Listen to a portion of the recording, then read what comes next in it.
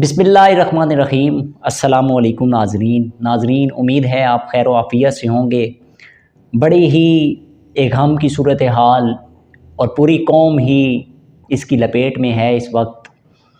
कल जब मैं उठा और मेरी निगाह टीवी पर पड़ी, पहली ही ख़बर जो मैंने देखी तो एक अजीब सूरत हाल थी। यकीन नहीं आ रहा था अपनी आँखों पे और मैं हैरान था कि जैसे ही ख़बर पे मेरी नज़र पड़ी तो मेरी आंखों में आंसू थे। उस शख्स के साथ ना मेरा कोई ताल्लुक़ इनडायरेक्टली या डायरेक्टली किसी तरह से भी, ना मेरा खून का कोई रिलेशन, ना कभी मुलाकात हुई। लेकिन क्या ऐसी चीज़ थी, मैं ख़ुद से हैरान था, सवाल पूछना चाह रहा। बहुत से लोग ऐसे होंगे जिनके साथ ये वाक़या पेश आया होगा कि ख़ुद से आंसू जो है वो आँखों से टपकने लगे। तो ऐसी क्या वजह थी जिसने मुझे मजबूर किया? तो एक बात यहाँ पे मैं ऐड करता चलूँ, अल्लाह का शुक्र है अल्हम्दुलिल्लाह, अल्लाह की ज़ात ने शऊर से नवाजा है। उस शऊर की नेमत से ज़िंदगी में कभी मेरा कलम हक़ बात के सिवा और मज़लूम की आवाज़ को बुलंद करने के लिए, मेरी ज़बान कभी हक़ बात के अलावा और मज़लूम की आवाज़ को बुलंद करने के अलावा मेरी आवाज़ ज़बान से कोई बात निकली हो। ये अल्लाह का शुक्र है, ये उसकी तौफ़ीक है। और जब मैंने इस चीज़ को अपने अंदर देखा कि ऐसी क्या वजह थी जिसने मुझे मजबूर किया, या आज पूरी कौम को एक गमज़दा सूरत हाल में, जैसे हर शख्स के घर में कोई फौतगी होती है, कोई मरता है तो उसको दुख दर्द होता है, मोहल्ले में आते हैं, नमाज जनाजा होकर अदा हो जाता है। लेकिन ऐसी क्या वजह थी कि हर शख्स ने इस गम, इस दर्द, इस कैफियत को फ़ील किया? तो आपके सामने उसका एक ही जवाब मिलता है कि वो शख्स हमेशा हक़ का मुतलाशी था, वो हमेशा सच का मुतलाशी था, वो हमेशा हक़ के लिए डट जाने वाला था, वो कौम को शऊर देने वाला था, वो अशराफिया के ख़िलाफ़ जंग लड़ने वाला शख्स था। उसने अपनी पूरी ज़िंदगी की जद्दोजहद इसी चीज़ के लिए सर्व कर दी और उसकी मौत भी इसी के ऊपर वाक़या हुई। तो पूरी कौम उसके लिए गमज़दा है, पूरी कौम आज। लेकिन दूसरी तरफ आज इस चीज़ को भी मद्देनज़र रखना होगा कि आप अंदाज़ा लगाएं उस शख्स को किसने मजबूर किया। ये मैं मुख्तलिफ़ सवाल हैं जो छोड़ता जाऊँगा। हर शख्स को पता है, इस वक्त पूरे मुल्क में हर शख्स को पता है कि उस शख्स को किसने मजबूर किया कि वो एक टीवी चैनल पे काम करता हुआ वहाँ से छोड़ के रिज़ाइन करके वो यहाँ से उसको भागना पड़ा, दुबई गया। दुबई की हुकूमत से राब्ते इंडोर आउटडोर मुख्तलिफ़ लोगों ने किए और वहाँ से फिर उसको जनाब जो है वहाँ से उसको बाकायदा बात करके उसको वहाँ से मूव करना पड़ा कि वो वहाँ से सीधा कीनिया गया। आप अंदाज़ा लगाएं, बहुत से लोग कह रहे हैं कि लंदन गया, तो वो उसने छुपाई हुई थी इस बात को भी। वो सीधा कीनिया गया और वहाँ 1 माह हो चुका था उसको, और वहाँ पे भी उसको मुख्तलिफ़ ज़राए से, ये राना अज़ीम साहब हैं सहाफ़ी 92 चैनल के, तो उनके बकौल वो आज वीडियो में बता रहे थे कि उनके बकौल वहाँ पे बाकायदा उसकी रैकी की जा रही थी 3 दिन से, और उसके पीछे लोग पड़े हुए थे और पूरी बाकायदा उसकी ट्रेसिंग हो रही थी। उसने ना अपनी घर वालों को अपनी लोकेशन बताई, उसने सिर्फ इतना बताया हुआ था, वो भी व्हाट्सएप पे, कभी कॉल नहीं की क्योंकि लोकेशन आउट हो जाती है। तो उसने व्हाट्सएप पे बताया था कि अफ्रीका में है इस वक्त, और उसके अलावा किसी क्लोज़ फ्रेंड को भी नहीं पता था कि वो पाकिस्तान दुनिया के किस खित्ते में है। ज़्यादातर लोग समझ रहे थे कि वो लंदन में मौजूद हैं।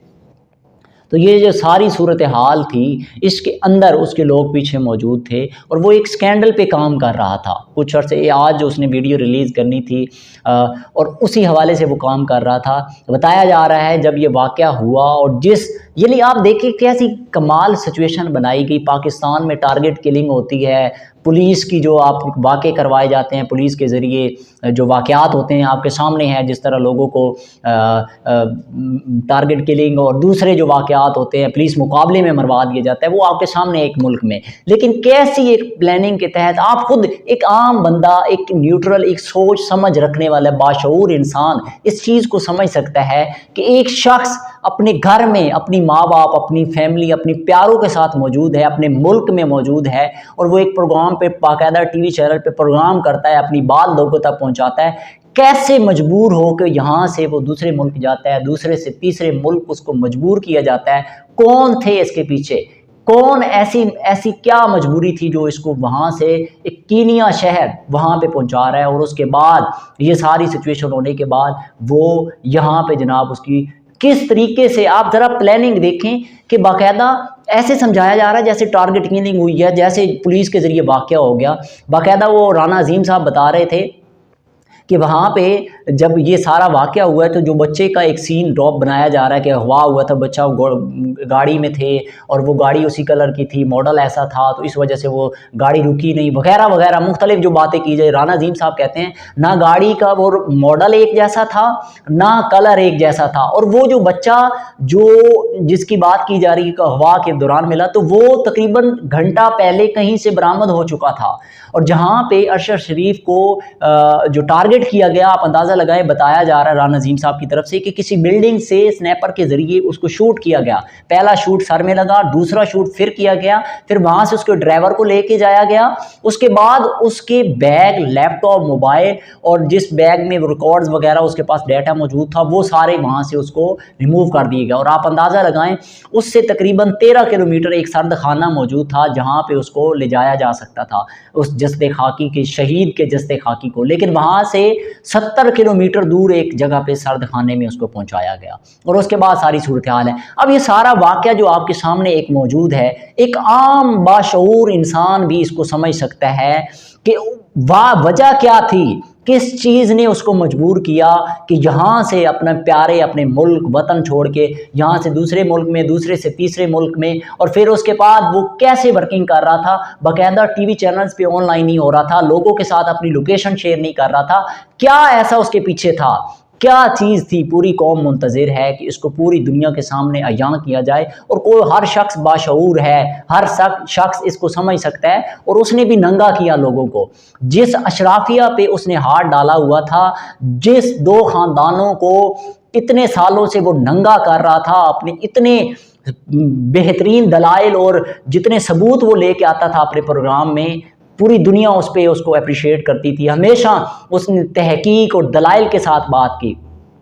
تو آج جو اگر قوم اس کے ساتھ کھڑی ہے، اگر آج قوم وہ ایک شخص جو گیا ہے تو وہ لوگوں کو آواز زبان دے گیا کہ لوگوں بات کیسے کرنی ہے، لوگوں اپنے حق کے لیے کھڑے کیسے ہونا ہے، وہ سب کو آواز دے گیا۔ آج اس لیے پوری قوم غمزدہ ہے، ایک شخص کی وفات سے، ایک شخص کی شہادت سے پوری قوم اس وقت صدمے میں ہے۔ پوری قوم، جیسے ایک مسلمان کے جسم کو تکلیف پہنچتی ہے تو دوسرا مسلمان فیل کرتا ہے، آج ایسی سچویشن تھی، لوگوں نے اس دکھ درد کو فیل کیا۔ لیکن ایک بات یاد رکھیے گا کہ یہ جو شخص گیا اس نے حق سچ کے لیے ہمیشہ ڈٹ کے کھڑے ہو کے مقابلہ کیا، اور میں بھی اس بات کا گواہ ہوں، میرے کئی اختلافات ہوں گے جو علمی حوالے سے، جو مختلف پہلو کے حوالے سے ہوں گے، لیکن ایک بات میں بھی مانتا ہوں، پوری قوم مانتی ہے کہ جس طرح حق کے لیے، سچ کے لیے ڈٹ کے اس ملک کی اشرافیہ سے اس نے مقابلہ کیا، ان کو ننگا کیا، پوری صحافت میں ایسے بہت کم لوگ ملتے ہیں جنہوں نے اس طرح سے کام کیا ہو۔ تو آج ہم ان کے لیے دعا گو بھی ہیں، اللہ تعالیٰ نے ان کو شہادت کا مرتبہ عطا کیا ہے، ایک بہت بڑا مرتبہ ہے جو اس نے اس جنگ کو لڑتے ہوئے غریب عوام کی، اس ملک کی اور غریبوں کی آواز بنتے ہوئے اس اشرافیہ کے سامنے ڈٹ کے مقابلہ کیا۔ آج ہم اس کے لیے دعا گو بھی ہیں، اور دل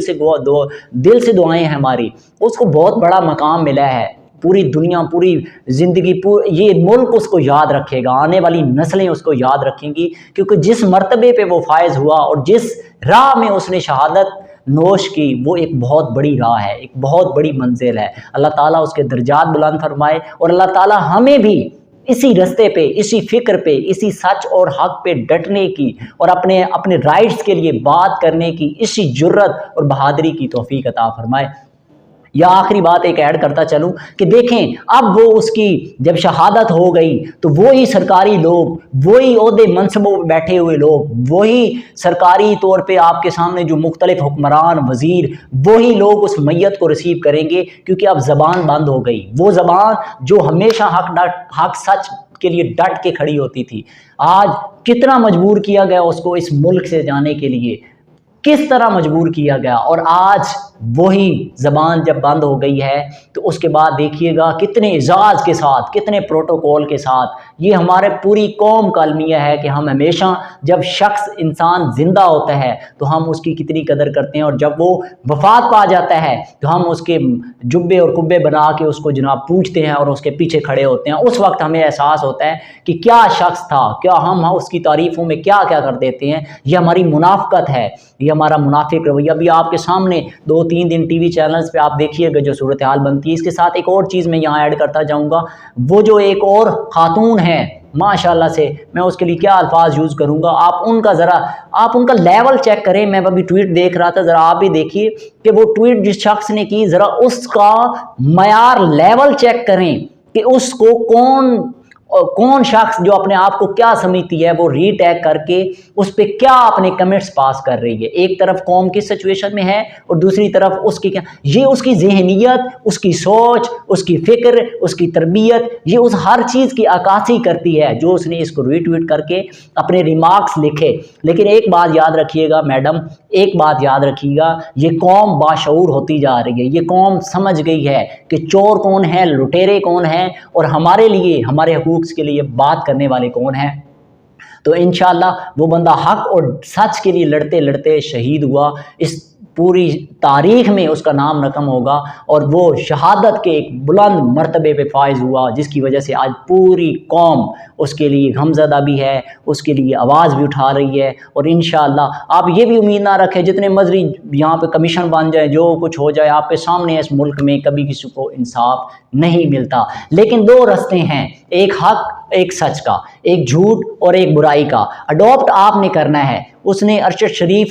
شہید ارشد شریف نے اپنا رستہ حق اور سچ کے لیے اڈاپٹ کیا، اور آج اس کی منزل بنی، جس کی وجہ سے پوری قوم آج غمزدہ ہے۔ اس ایک شہید کی وجہ سے پوری قوم اس کے غم میں شامل ہے۔ اور دوسری طرف برائی، بددیانتی، کرپشن، لوٹ مار وہ راستہ ہے، جو لوگ